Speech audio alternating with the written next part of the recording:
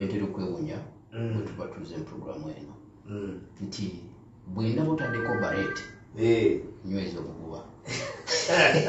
ate ne yalere taliko kali ate ne yalere ojibwine togeta ya mzanu naye wetuli ke kabonero kaffe abamu babuyita obukofiira naye wekikofiira ate abaki kubanga lero Olivia Lutaya abadde mu kooti bailo hearing yaabwe bailo ruling yaabwe bagitaddeyo ennaku z'omwezi 5 April 15 April 2024 byakutawanya butawanya ggwanga lyaffe nti bakutukakasa nti batuwamba kati n'okutujoga basobola okutujoga naye wallahi billahi tallahi mu Ramadhani eno okulayirira Kayongo tujja kugivunika gavumenti olunaku lujja kutya ng'amawulire genzi toli mu kwogera ne rediyo nga wano tewakyali agamba mbu bamubyogero basoogera Kayongo kugamba nti kati byaweire Kayongo nti biweire otatya munange oyagala kudduka naye nga kabikoze ki kuba nze ndibanaku so omusidalundiwa kukuvaako kati kugusa wali era ngenda nembawulire gabano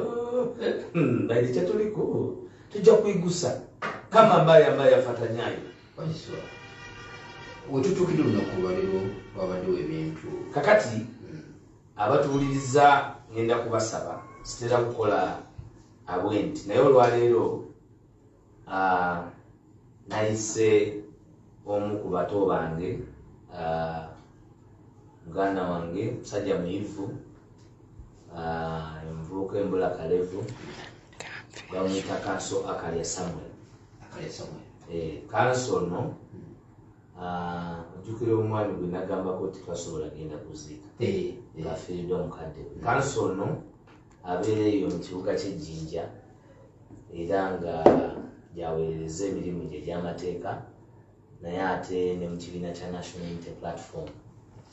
y'omu ku bantu betutunuulidde abayimiridde ku nsonga era abatambuza ensonga z'ebusoga abasinga temumanyi naye leero njagadde mu omwaganya alina ensonga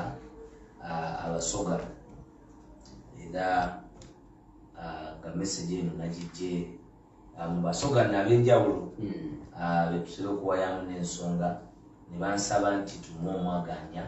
eddakiika wakiri 15 annyonnyole ensonga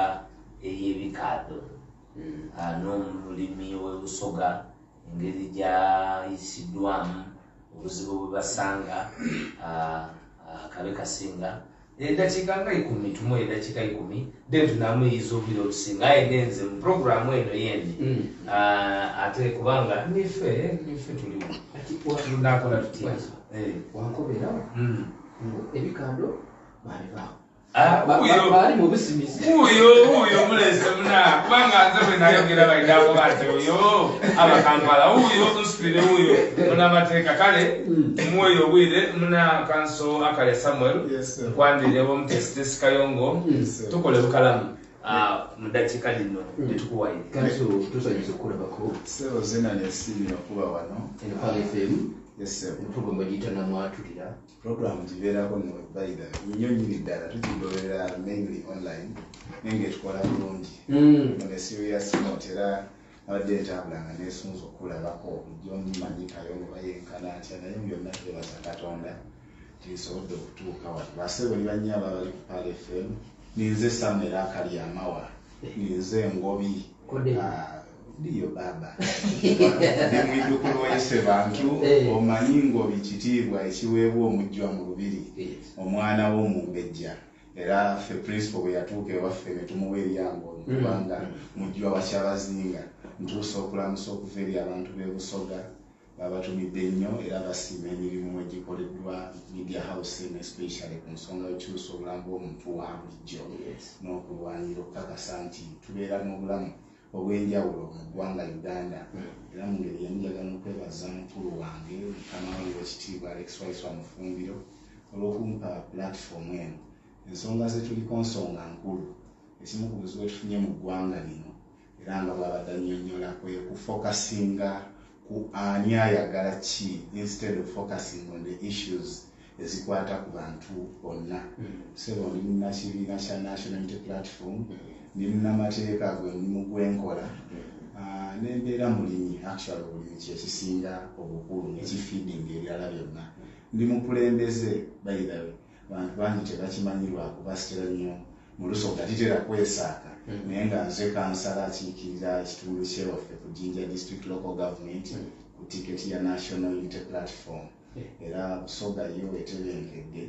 mpulira emboozi nnyingi eziri mu Kampala waneeno Kerere ku bino na biri naye waffe ffe tugenda mu maaso era obulamu gwe twagukwata twagunywereza ddala sebo tulina ensonga gye tubaddeko ey'ebikajjo ebikaado bifuuse kikulu ino ayinuma kwawe around 2018 by the way ebikaado bye twogeraku very many people don't know ebikajjo kitegeeza ki ku economy ya Busoga naye ffe Busoga ebikajjo ye main cash crop era ye gateway eyingiza ssente okutandikira ddala nga ssente zinayingira mu nsawo y'omuntu ali e Busoga zitandikira ku kikajjo ndi nze nfuna kamiti y'okungula ekikajjo bwe nfuna emitwalo 10 nensasulako abaana abatema ebikajjo nensasulako waloole naye n'asasula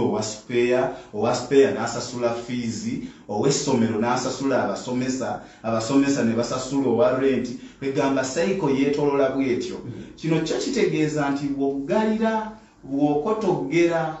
obulimi bw'ekikajjo mu Busoga oba omaze okuzikiriza economy ya Busoga yonna and that is what has been going on era ku kyo kwe tusinzira abasinga kufa okulowooza nti obwanvu olwaleero obutikidde region ya Busoga bugenderere it is intentional and man-made bwo bukolerere kangu ekyokulabirako mwami Kayongo kubanga abantu bangi babadde bambuuza lwaki onenya gavumenti mu kino ekyokulima ebikajjo lwaki onenya gavumenti wiiki nga 3 emabega kino kanso Waiswa akimanyi bulungi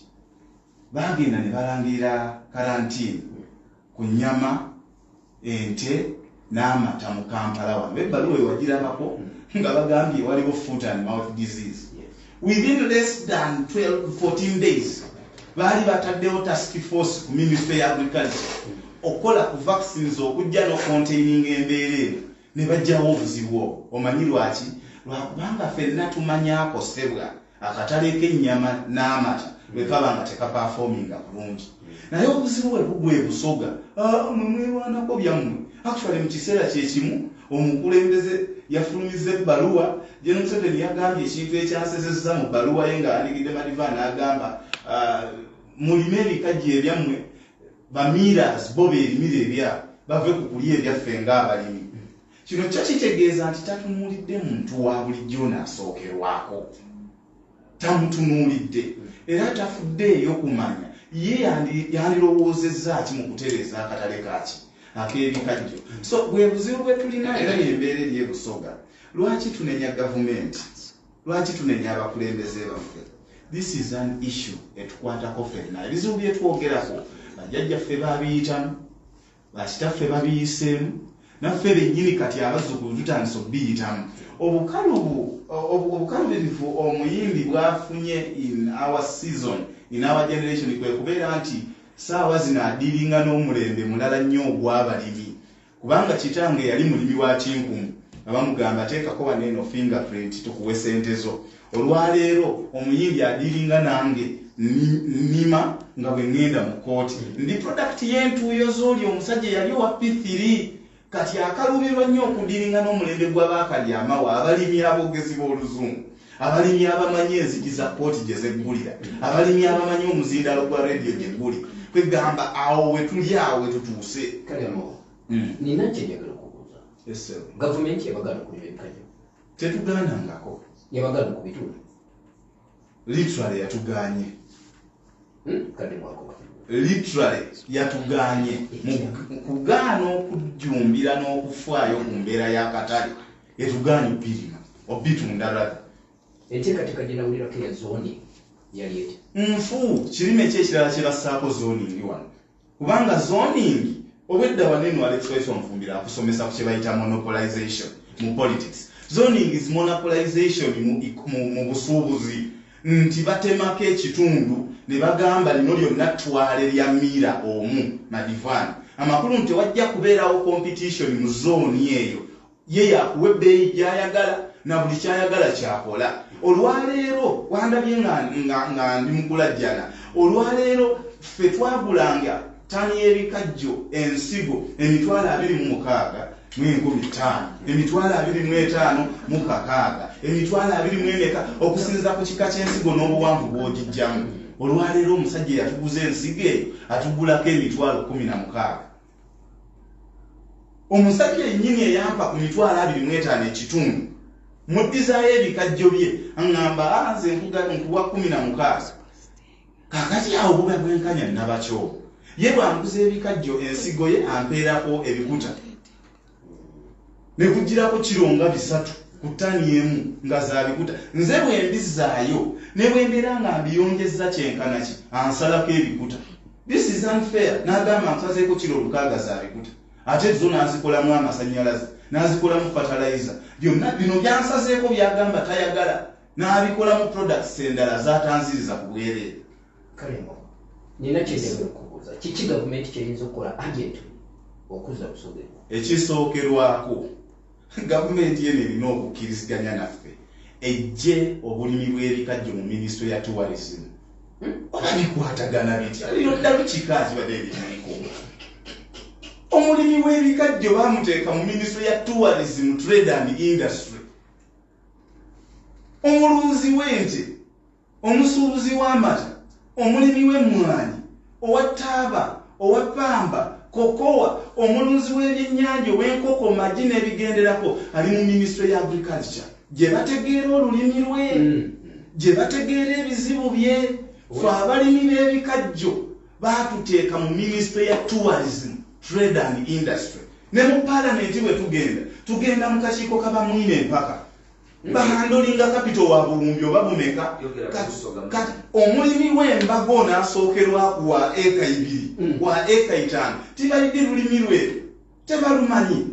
n'ensonga lwaki wabweine omukulu nga wandise ebbaluwa ng'alikoba mbwataweza eka 4 batamwikiriza kulima bikaado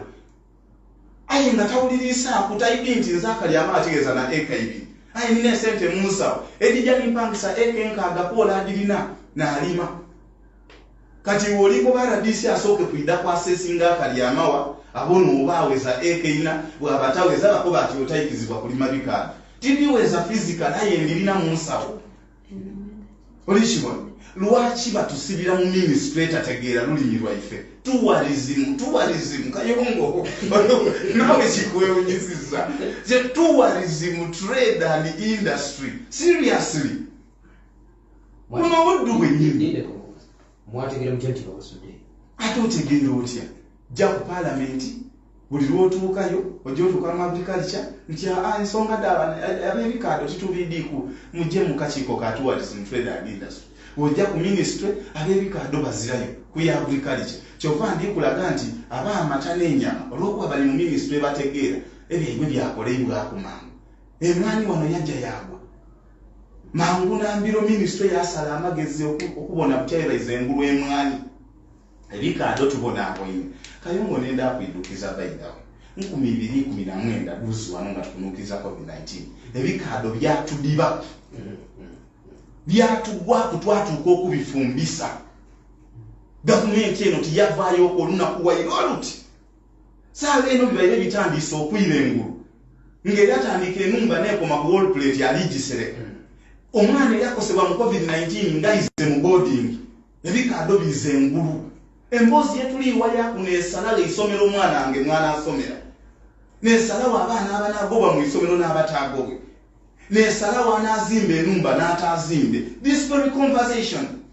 it is the cardinal pillar of busogazi economy ensonga gyetuliiwa yaku gavumenti tiyavaayo wairo olunaku waluti ekyatuluma twaja e Kenya twaengeginga abalimi ba miras b'emumyasi around Bungoma Katale abali awo West Kenya Sugar Company bakati mulete ebikaado tubirye twavuga amalole twatuuka ku border ebusia border authorities debusia datulobera okubisaawo ebikaado okubingiza twalirira gavumenti eno mujje mutuyambe mujje abalimi bayambala emidoozi gya yero baba tukuwaire ebisanda lwaki toyida n'otuyamba gavumenti yavaamu ereroboozi riti loole niroole daakalira ku booda waabite wiiki 3 Kenya ya rejecting amata ge Uganda edukira bulungi omukulu yafominga task force mbiro ino ejyokutereza akatale k'amata ayengeri kato badeni tujja n'okutuuka e Dubai ku expo ya Uganda nga ku mudaala kuli ku mata lwaki tibatwala nsuwa dda akavulu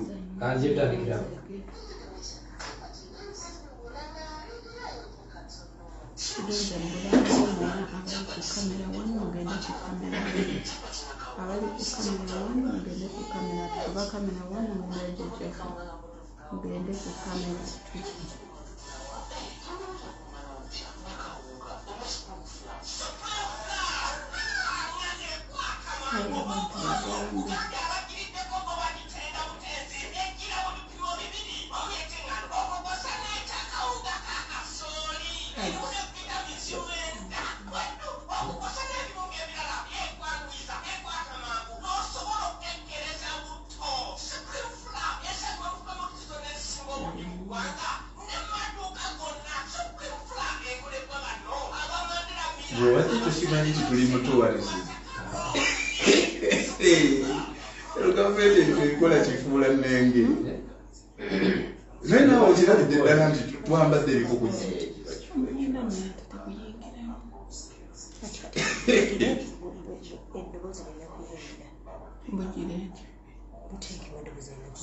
tebisobola tebiyingiramu no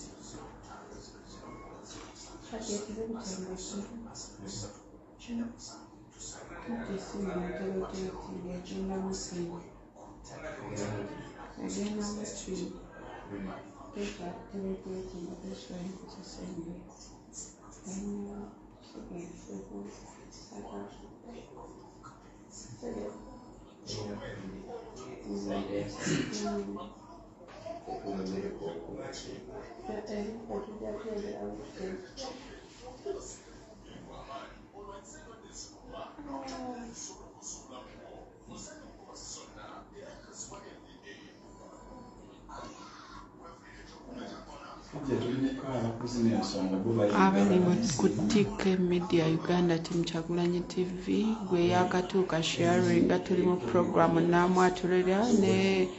ne kanso Alex Mufumbiro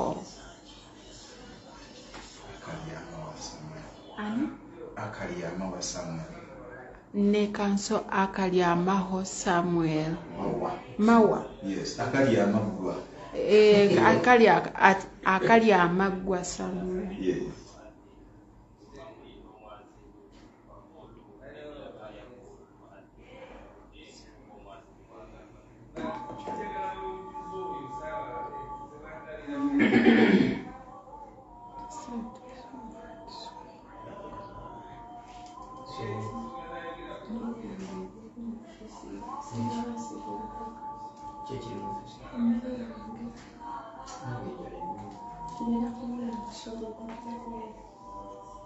When I'm breaking. No, Mazin, Damas.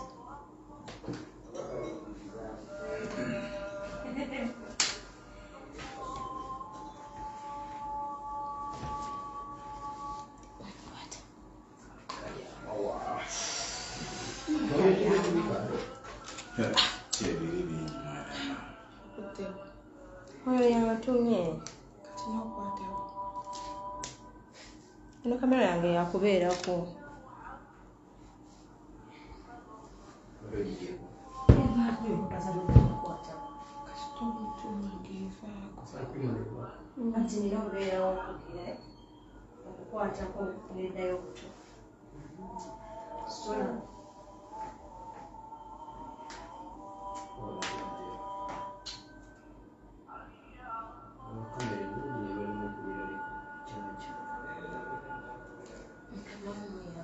naye kayungu alabye speed kwe banyumbidde okutereeza ennyama n'amata within less than 2 weeks akatale kabadde kateredde naye ffe tutewaana kusoma bugawe kati ano omunaku addewa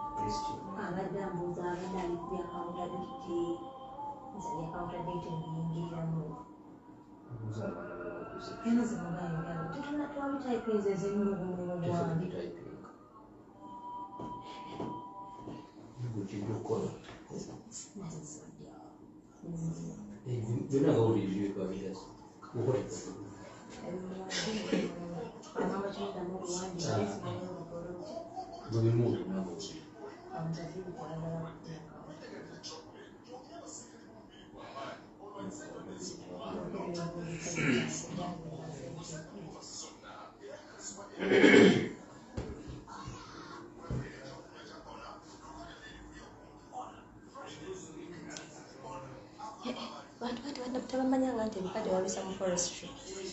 biri under agroforestry biri mu tourism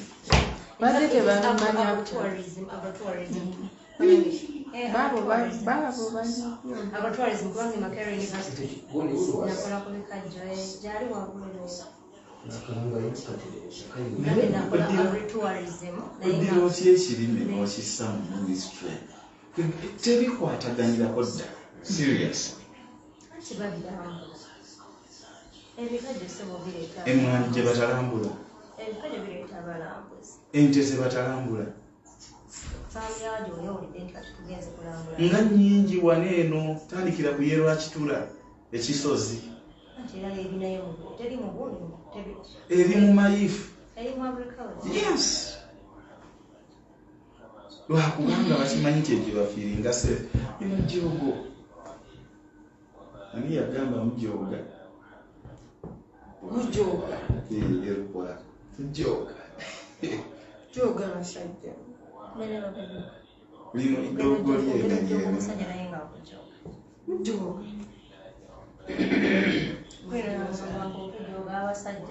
lino idoogo lyeno ndokuyika olusoga ano kitegeeza njogere lusoga wamma tuliwulira naye okwogera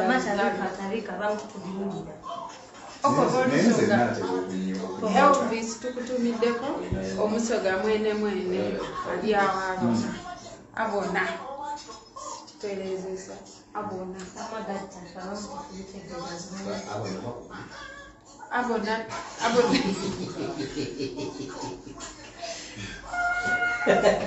ngenda yibyo olusoga wewaneko hata tetambulira na mubasoga naye lwannema mpulira buluwulire kaluuya tolwa matu nze olaba kati abantu bano muddewo nnyo wali e Kampala quite a long time mwe temujjumbira kuyiga nnimi ndala just ndowooza mukigayalirira temukifaako ate n'abantu bamanyirira nze neerwanako okuyiga Oluganda neerwanako okuyiga ennimi zonna zemba nsobola olugiso oluyisa yes nende omugiso yogeramu ebisinga obungi neerwanako bayida tulirayo kintu ekyo kiba kya bulala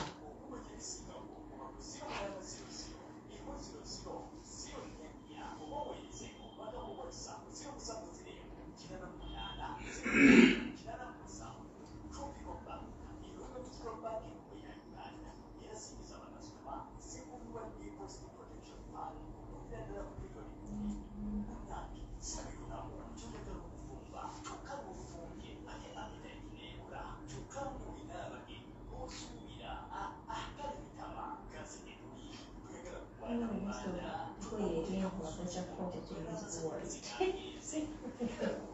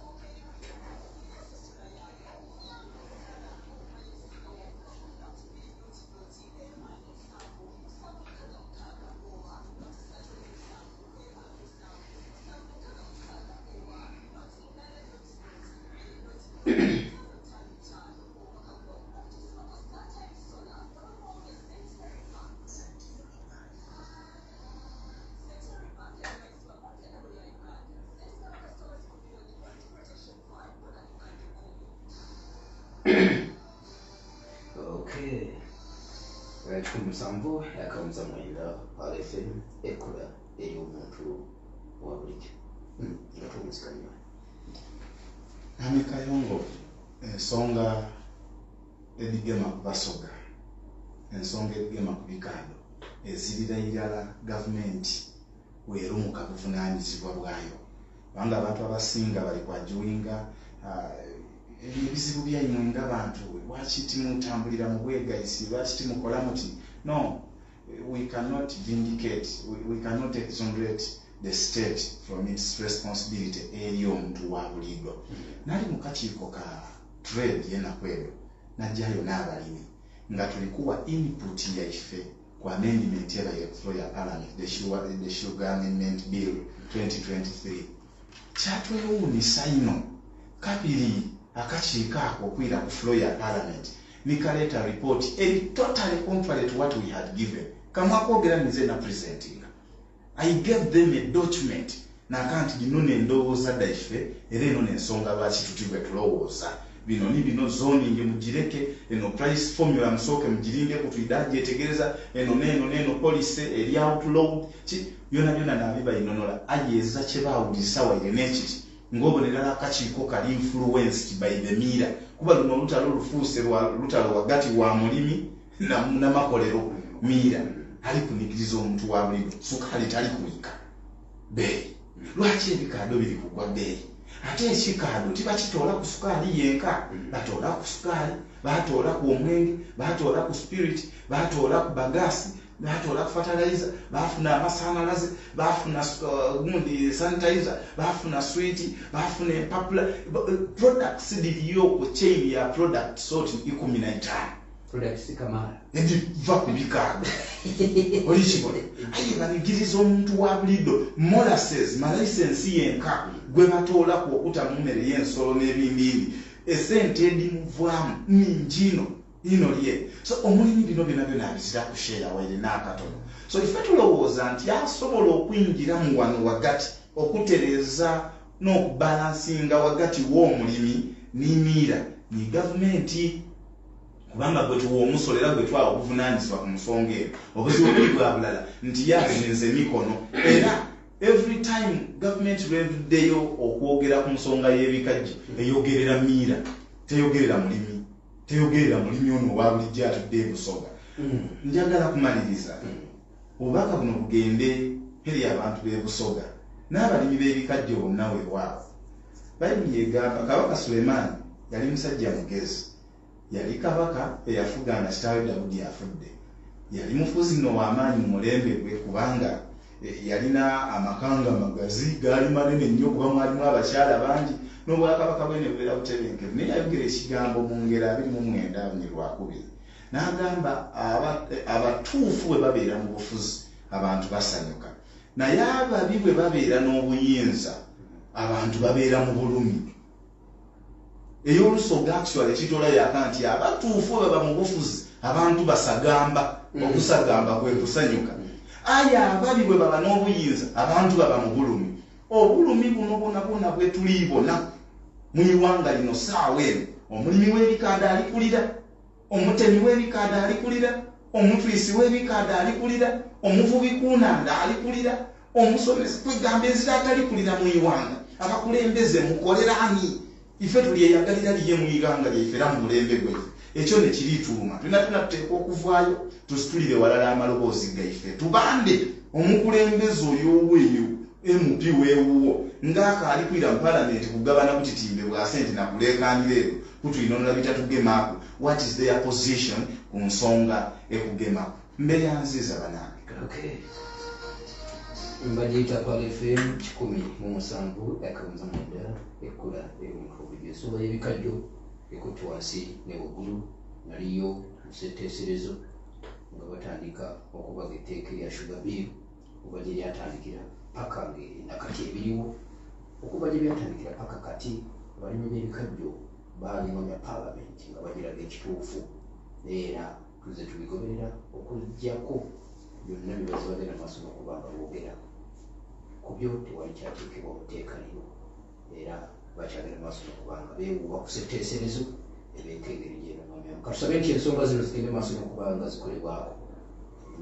okubanga ebitali byawala njabiteekamu engatto byogereko ebusoga byogereko n'abantu b'ebusoga abalima ebikajjo ate amaloboozi gaabwe njagabaleetera bo bennyini babakobere amazzi akaliamu akobera ebigamu era munabo bw'olijja kutambula bwire buno osobola okugana watambula mwebale kumuwuliriza mwebale kuwuliriza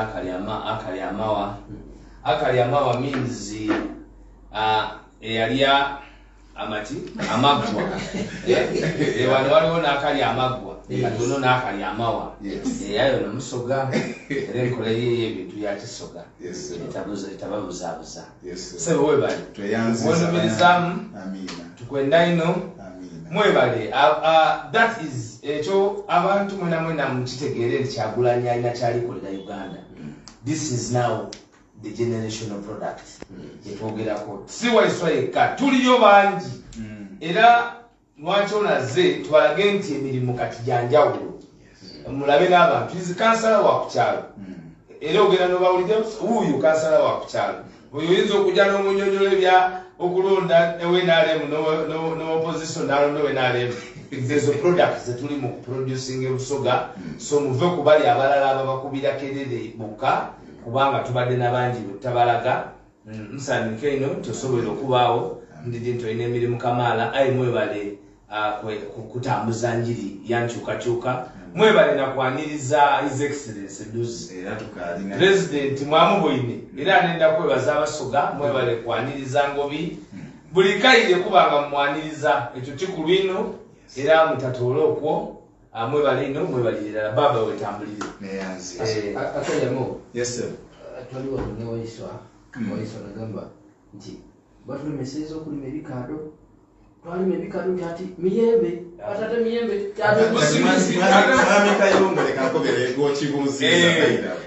ekimu ku bintu gavumenti eno byesinze kugootaniza ku busoga n'okuleeta inconsistencies mu economy abantu baba bakaconcentratinga ku mwami nti muteme omuje ku bikado baba bakatereza ebikado nti kati molinga ali kutunda abantu batemawubire batandika molinga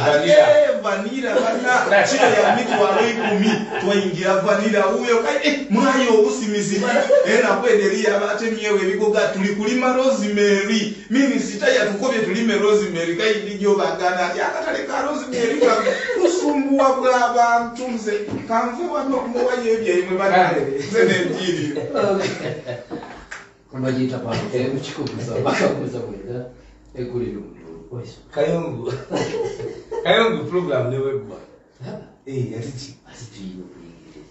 yingira uza gomba nyobo yagala breaking news obo yagala ki kata hawo yagala tugere ki so kene breaking news gwembuza ati wano nawe kide change kiralika breaking news ntiki olukiiko lwayitiddwa president olw'ababaka ba parliament lweti kale leka malo kuleta breaking news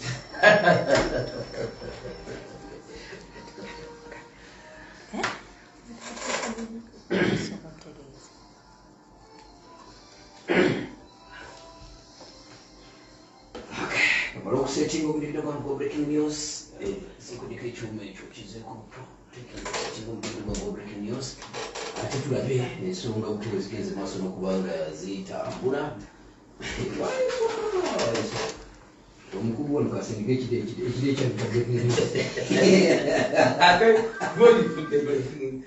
olutalo mumulufulo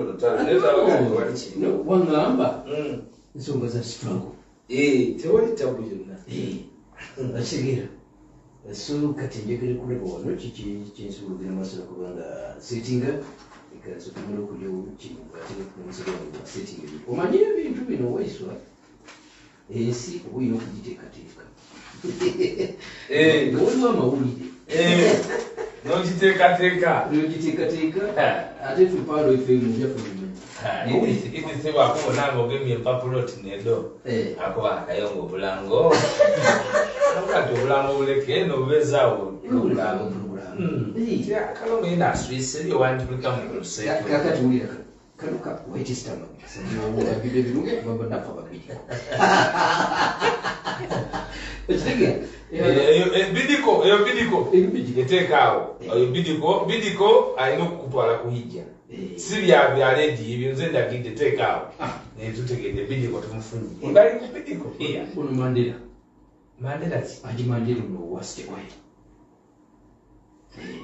era mandela bagamba mubalina ebidduka mugula emipiira ebiri egyalingira mu musaiso namukulwa regiment ate mujja kufuna ebisingako waliyo n'emmotoka ya zero fuel etagenda mu mafuta nina wano prestige majari olusiyaji wabuleta yakufundika prestige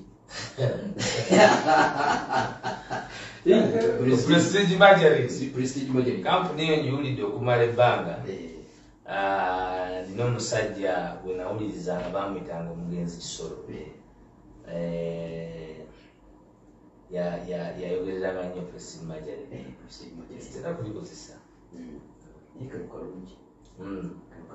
ate obimanyi bwetuba tuteekateeka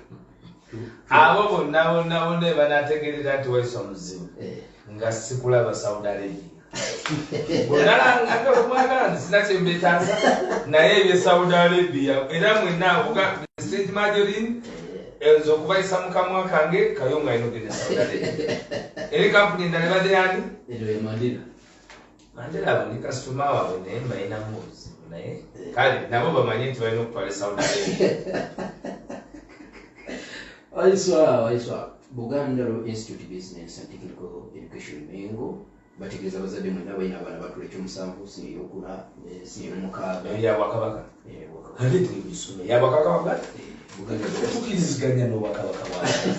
eno ogisoma kubanga yabwakabaka bwa Buganda Buganda Royal Institute of Business and Technical Education etegeeza abayizi abamala P7 senior 4 oba senior 6 okwewandiisa okusoma certificate oba diploma mu masomo ag'enjawulo computer engineering digital animation journalism babirina biyitirivu okwewandiisa kugenda maaso kutendekereka ke Kamengo wano wenyini Ssaabasajja Kabaka baffe we yatuwa era n'essimu bazikulambuludde bulungi bannange muwagira Obuganda.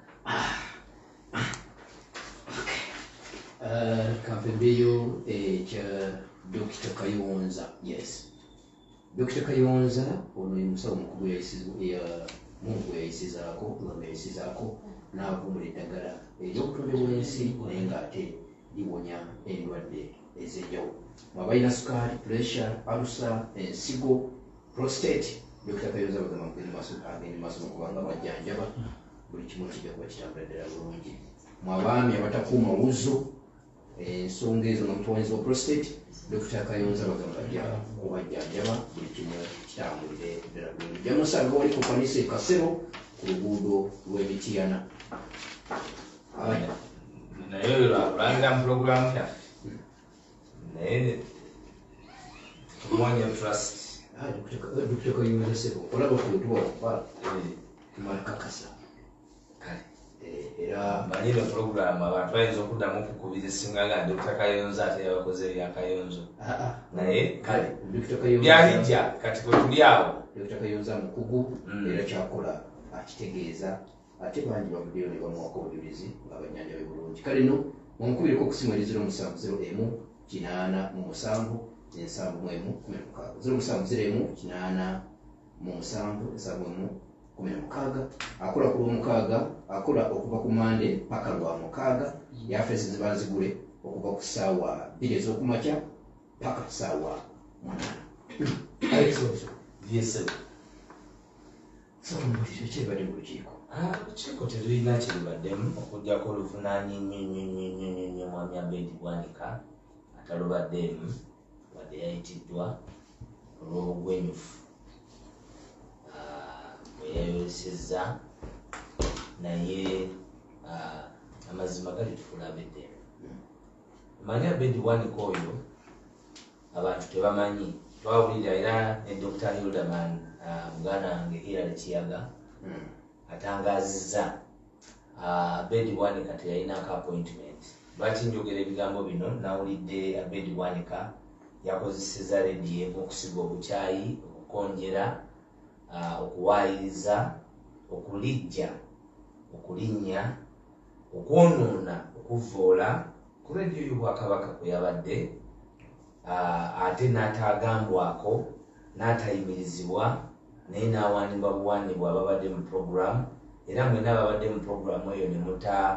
ne mutavaayo. Twagala okubakwasa ekitiibwa kya Mukama Katonda kibalamuze kisa. Naye Abedi Bwanika abawuliriza bingi bye tusirikira. Abedi Bwanika ko olunaku lwayogerako teyalina appointment wa president naye yagoberera Hildaman ate nga ffenna president Kyagulanyi Robert Sentamu tumumanyi n'amukkiriza ayingire okumulaba kubanga yali azze okukola ebintu bina. Kisooka okwetondera Babi Kyagulanyi bwe baawamba Bobi Wine mu Arua nga bagezezzaako okumutta.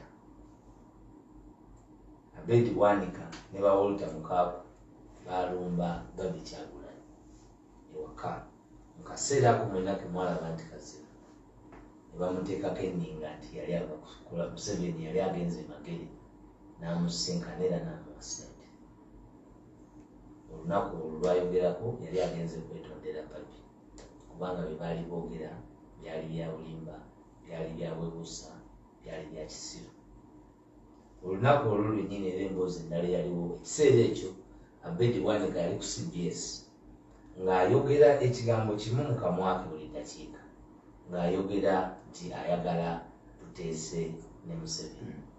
Era pulezidenti n'amugamba nti tasobola kuba kyaliwe ng'ateesezza oba ng'alowooza nti asobola okuba naye nga yayogera ne Museveni. N'akimwetondera era n'amugamba nti kiriddamu. Ekirala, Abedi Bwanika yali azze ewa pulezidenti okumubuulira nti yali awandiise ebbaluwa esaba obwa sekretary, esaba obwa komishona mu paalamenti, nti era naye yali azze okumusaba mu lwatu kuba yali amaze okuwandiikira sekretary general. Pulezidenti n'amugamba nti tebigabanyizibwa, tebasaba bisabe, naye ekibiina kituula nesalawo obuweereza. Kakati omuntu oyo kyabwebuusa bwabanga kituufu pasita, nga pasita yeekumye mutima agaana okubeera omugigi gw'abapasita aboogerebwako abali ab'obulimba.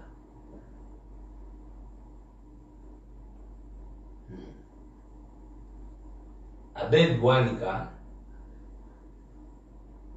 tetujja kumwogerako kusukka awo kubanga yalina ekibiina eky'ebyobufuzi. Abedi Bwanika ye muntu eyasooka okuwandiika ebbaluwa n'agenda e Kololo n'agamba nti Museveni tulina buzibu wadde, ne Besigye bwe yagenda mu kkooti. Ffenna akalulu ke tumanyi nti Besigye yali akawangudde, Abedi Bwanika yakuba ekirayiro ekiraga nti akalulu Museveni yali akawangudde, akaali kamazima n'abekadde. So Abedi Bwanika abadde ayambanga Gen. Yoweri Kaguta Museveni ebbanga lyonna okuba mu kalulu ng'Omuganda aspoilinge opposition obululu bw'abantu abalala kubanga baali bamukwasa narrative y'ebyobulimi. Azze afuna ssente mu ngeri eyo ng'akolagana ne Nakyemalira Yoweri Kaguta Museveni. Neera twebaza olw'okujja kwa His Excellency Robert Kyagulanyi Ssentamu, alaze ensi abantu bano bwe baali beekwese ku mazima, ku musaayi gw'abantu, naye nga malingirizi. Naye n'enkola ye ey'okukayanira ebifo tagitandise leero. In fact yali azze n'okwetondera, yali abuuza lwaki Mukaaku teyafuna kaadi. Naye ffenna tumanyi nti Mukaaku yazza emisango nga mukulembeze w'akakiiko ka byakulonda. Kati abamukubire Lubaga, kati abamukubire wa Lubaga. Kakati y'oyo Abedi Bwanika. Bwe twali ejjinja, Abedi Bwanika yaleeta ekintu ky'ebiteeso ekyogamba nti buli omu alina interest wabeerewo okugabana. Era DP Union ejjinja lwe yakoma. DP Union ejjinja lwe yakola ki? Lwe yakoma. Kubanga bye baayogerako byalaga nti byali tebisobola kutuggusa. N'aba n'ekirala ekizibu nti lwaki Bobby yali amye Mabike kaadi ne bagiwa Nyeko. Nyeko yali ku ground. Ate omuntu yenna bw'ayogera ku people power ne boogera ku kaadi, singa twali bakuwa kaadi nga tugabanga be mu Makinje, kaadi etegenda ba Mabike. Lwakuba nti bo bakubi banduulu, bakubi bakerere, bo basanga ba spoiler. Gwe teweewuunya lwaki ebbanga lyonna bazzenga beegatta ku bantu bannayuganda bagenda ne bakwata bannayuganda batandika Sebagala. Abo abantu ne beeyunga ku Sebagala paka ku ttaka. Besigye ne bamweyungako paka ku ttaka. Singa teyali w'amaanyi kusigala ng'ayimiridde, naye byonna baabikolera bannayuganda mbimanyi. Bo buli kigezaawo okumiruka, Nakyemalira yali yabateekateeka ngeri gye yabateekamu endowooza segamba nti bannayuganda nti bano bamulamwa ba muzinzi, naye nga tebalinamu muzinzi wadde, baliira muli. Kubanga baludde wano ng'abantu babalaba. Tetubulira muli mu kizuula ddi balira muli. Anti kati n'ebikolwa byabe kati byongera okukakasa. Ate saagala ffe tubeere wano tugande gamba nti abantu tebaayogera. Batwaga nti abo ba bifo. Era ekibayombya biki? Bifo. naye tubagamba tuli mu lutalo naye bubayombera biki before gwoyinza okuba nga oli MP n'owandika ebbaluwa esaba obwa commission oba wasoma kale wadde yasoma byakujjanjaba mbizi kubanga bamuyita dokita abantu balowooza nti muyivu wa bitabo dokita wakujjanjaba akuba mbizi mpiso ezigenze mu ttaka eringi era yalisomesanga nnyo okitegedde kakati bw'obanga tewasoma byakuba mbizi mpiso nga siri wasoma byakugobagoonya olaba bulwadde kyoba olina omusujja omanyi oyo abeeti bagamba mukujjanjabawo omusujja gwagoonya tyanjanjaba omusujja gwagoonya kakati kyova olaba asobola okuwandika mu by'abantu n'awandiika ebbaluwa kubanga ekyandibadde kigenda gyali nti guno omulimu tebagusaba buki busabi office ya secretary general is a custodian of the entire party. Okay, it is kugamba naye ye abedi obulimba obwayogerwa obumu tujja kubwogerako wano kubanga eri ku radio ya Buffy mulimu wano omanyi bulungi nnyo terina license kati mbutaba na license ate gwali ompuliddeyo nga njogerera ekigambo kyonna napaalo mwebale kubanga mwaba kunusulira nammwe kiri ekikookolo nandikoze ntya bana nandikoze ntya omulimu guno ogwa rediyo muleere tukweta maloboozi paalo mwebale abakola paalo rediyo manyi nti basula kiro na misana nti nayo babeerengereri gye banstopinga okujja naye tekijja kusoboka fe wetuli tetuzirawo baba fe tuliwo so n'agamba nti ekisiyaga ng'ekiruma rediyo eri professional teyinaamu muntu yenna ayinza kuwa an alternative opinion fe wanabe naale mbaduka budusi si be baduka twakitandika nekyeyute ne baleeta omulala balina looya gwe baleetayo wano nti oyanaawaddawadda kunafuwa nti wano oyijo nasobola yagwaka yenna twaleetaera bali omunsi tebe weeri wano naye radio professionalism bwe babasomesa amawulire babagamba nti galina kubeera balanced naye radio y'obujjajja yaliko omusajja omukulu ali myaka 6 omusawo w'emmizi ng'agamba nti NUP kibiina ky'abasiya nze nina empeta kale ye empeta esigiraba siyinzaga nti ngiraba wadde pasita manyi beekyusakyusa n'agamba nti ate ye mwenyini ekibiina kiwadde $3,600,000 nga naye mwenyini mu mboozi gyali mu kunyumya ku leediyo eya Ssaabasajja Kabaka emboozi tewoomesa nakabululu be bagamba abo nti bayivu be bagamba nti bati nti muyivu atasobola ate munaye bamukola bubi amala okwogera ku Saturday yayogera ku Lwokuna yasooka ku bundi ku front line oluzungu baba yasoma lwa bisolo byonka bine by'abantu bamuleke so abantu abalina okumanya olukiiko kati leero olwa NUP era ababaka ne bavumirira nnyo enkola ya Bedi Wanika ate era ne bategeezebwa ebigenda mu maaso mu ggwanga mu butongole era bali wamu n'ensonga z'ekibiina tubadde n'ababaka 40 bulijjo mpulira eyo nti ababaka bagenze simanyi bakoze batya abamu bali Dokolo abalala bali bweru wa ggwanga kubanga tubadde ku short notice omubaka omu atabaddewo with apology ali mu ggwanga eyakamala okuzaala Honorable Flavia n'abagabe tuko kwa pamoja so babaka 6 bokka be batabaddewo naye ng'ate ababaka batabaddewo 6 era nammwe bannayuganda be mbabuulira amanya kisuubirwa nti abo bateekwa obuteekwa obutabaawo era nga ababaka abo ye Honorable ye mwami Lwanga Jimmy hiya ye natya adugumira iwe asa waleka kavuli asale kavuli iwe ndiye kavuli adugumira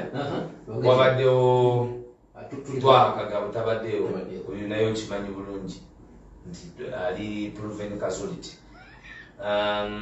tewabaddeewo waliwo ekisajja eyo kiriro ntebe twakola ensobi eyo twagala okwetondera bannantebe ne bannayuganda kuba twamulaba naye olw'omutima gw'okwagala okusigala ku ekyo kye tuzimbye eky'ensonga ekyayitawo ng'ekizibu naye tujja kukisolovinga era twetondera bannantebe tujja kukitereza mbwa tekamwa era yetakamiddwa. Tewabaddeewo mwami Honorable Mpuuga tetutegedde abadde ofrada ennaku zino essimu ze teziriiko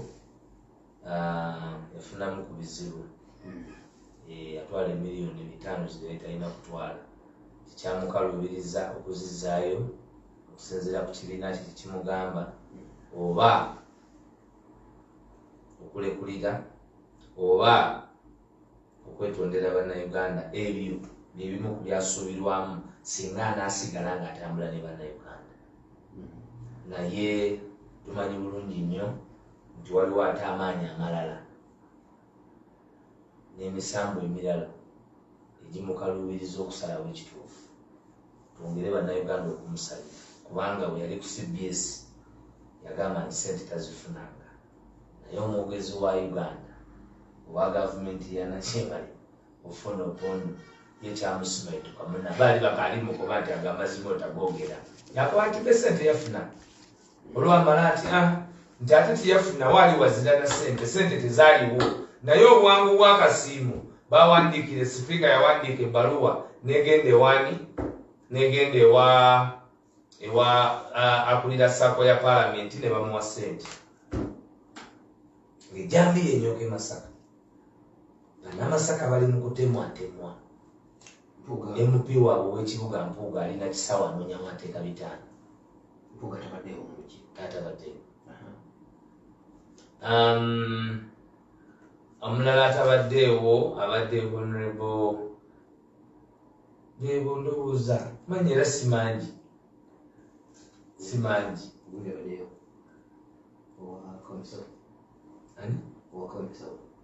kazeyo tabadde wenda obwine lyolesi agandi nibwentagaleeta wena ku mwoyo balinolina neryo oyo muganda nange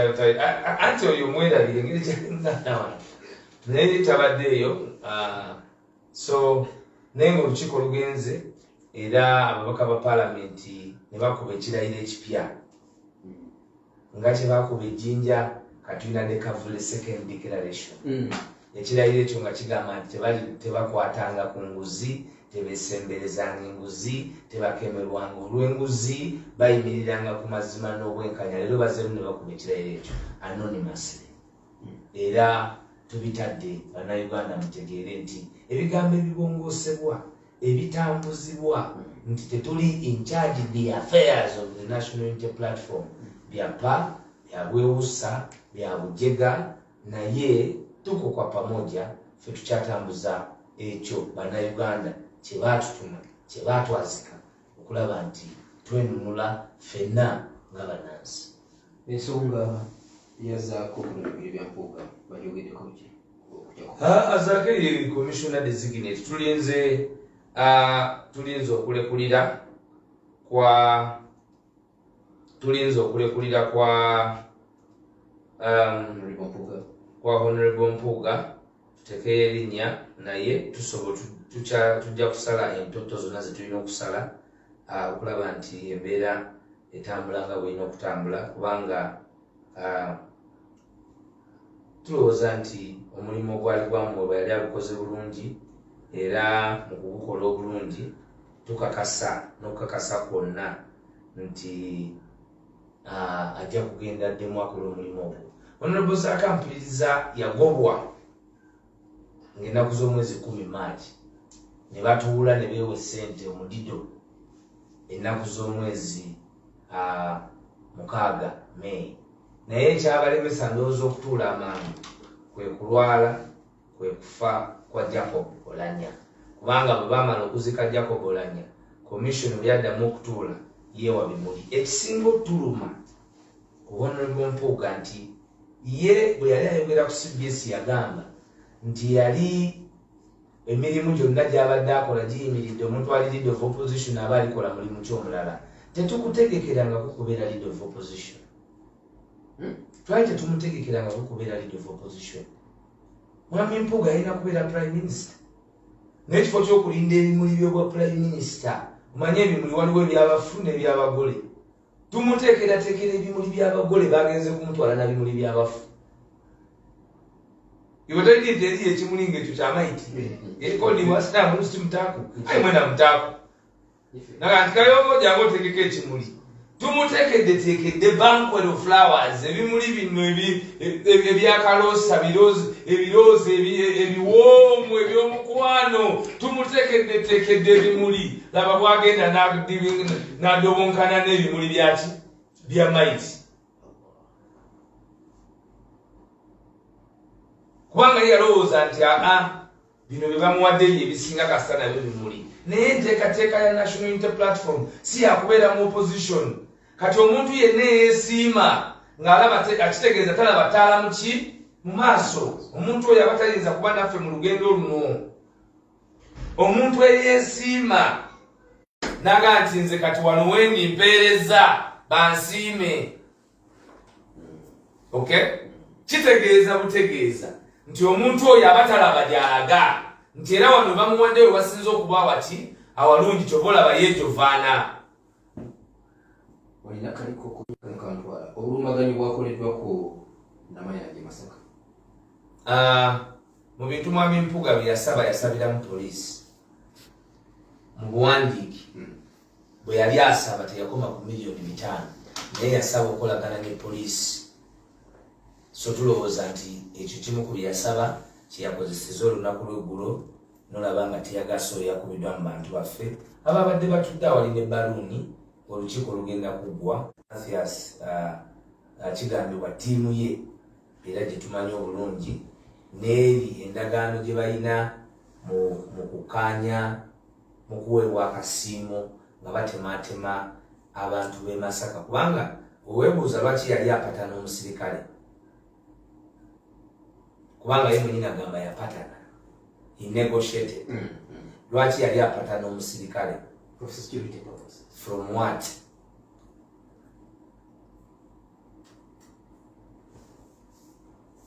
Ebibuuzo bingi nga ansa ntono.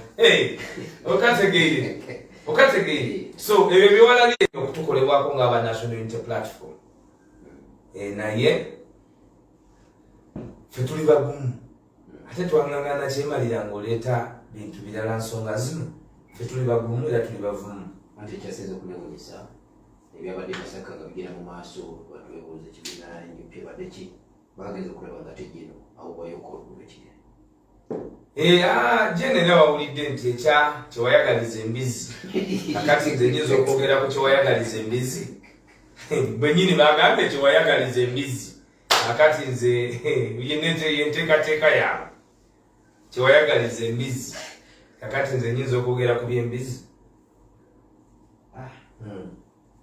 Bwennyini bwe beetadde we tujja okubateeka. Ekyenjawulo bwe nabadde ndaba omukolo gwabwe nga banjula onalebo kaaka nti oyo asena abantu abasene onalebo okuva e Kabale muwanike muwogane ne bawogana, abasene onalebo esingiro muwogane ne bawogana. Sawuliddeko abasene onalebo w'e Masaka. Anti ankugambye ebyabadde wali gwe guli omukolo wagulabye yatuuse erukaya ng'ebigambo tebabimugambye ate n'asookawo omuzindaalo Sempejja kwegamba tuli mu katemba. Naye bwe tukakasa bannayuganda nti tabayigula ttama. Tetwagala nnyo okuwa bitalina makulu.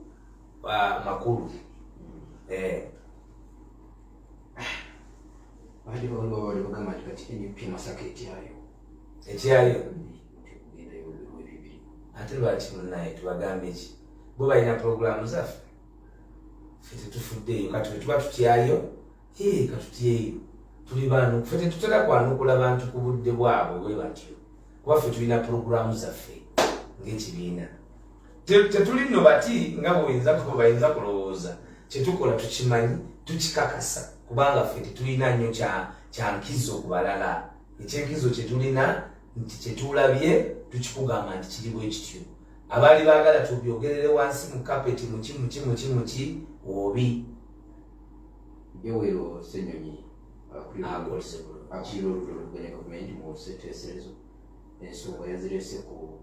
floor ya parliament speaker nabigoba era badduse wiiki meka 2 oyo yasooka n'agamba ku olwo nti kwegamba tebannafuna na narrative tubabuuza sente nti homosexual bababuuza sente nti kadaaga bababuuza sente nti muhozi bababuuza tebalekera okwekwatirira ku muntu yenna. The accountability must happen. Ate ffe tukyali kituuza tugenda tuwulira abantu nga boogera ebigambo bingi ebiriwo mmwe munaasalawo obungi bwe tuwa bannayuganda okusinziira ku neeyisa yammwe mu nsonga ze tuliko kubanga ffe tukyazanyala ebbaaka puroguramu ezo tunagikola munnange ejjudde ku ekyo njagala ekyo kimanyi kubanga tukyatwala obuvunaanyizibwa okulaba abantu be tubadde tukolagana nabo balinamu ensa okwetowaza ate ffe tetusaba bingi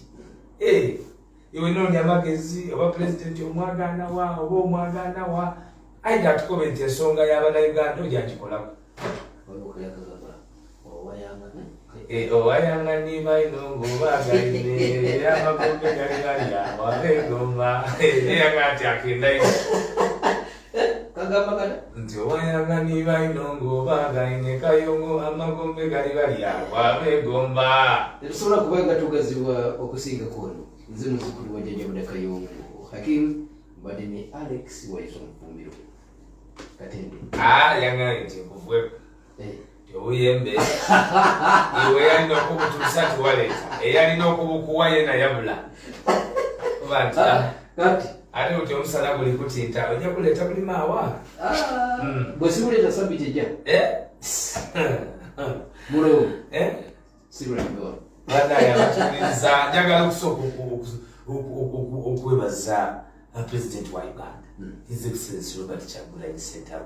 abasonga bye twakazaako ngo bye twakuba nti mwana wa Mumbeda amala ensonga otukoze bulungi baba webale kubanga singa sigwe ani yandibadde n'amaanyi mu liberation struggle okuwangula obuyayi obubaddewo kuba Kayongo onoobaddewo obuyayi obwaddala Museveni yatuuka ekyengera n'agamba nti n'atunula eri ng'oli yamuteeka dda munnamunsawo n'atunula eri Emmengo nga bonna balina munnamunsawo n'atunula eri Najja Nakumbi nga balina munnamunsawo n'alengera eri ku Uganda House nga balina munnamunsawo agenda okuserengeta wali ku kitebe ky'abamalayi ekya DP nga bonna balina munnamunsawo n'agamba bannayuganda dakiika zinayoyoma amazima gaddala kakati ebya opposition mu Uganda akoze eki nga mbimazi nga tamanyi nti omurasta the bad man from Kamwokya Uganda's generational hope yali just wali wenyini era sebo ffe tukwebaza webale kututembeta bukalamu woligwa bwe tuligwa era ffe tulikufiira nikwiwe nga Uganda tekugirulula kulwaki abazinga iseffe gabula nadyopo okunafu nvuwe mwebale kutuwuliriza baba b'ennimu. So ekibiina kya National Unity Platform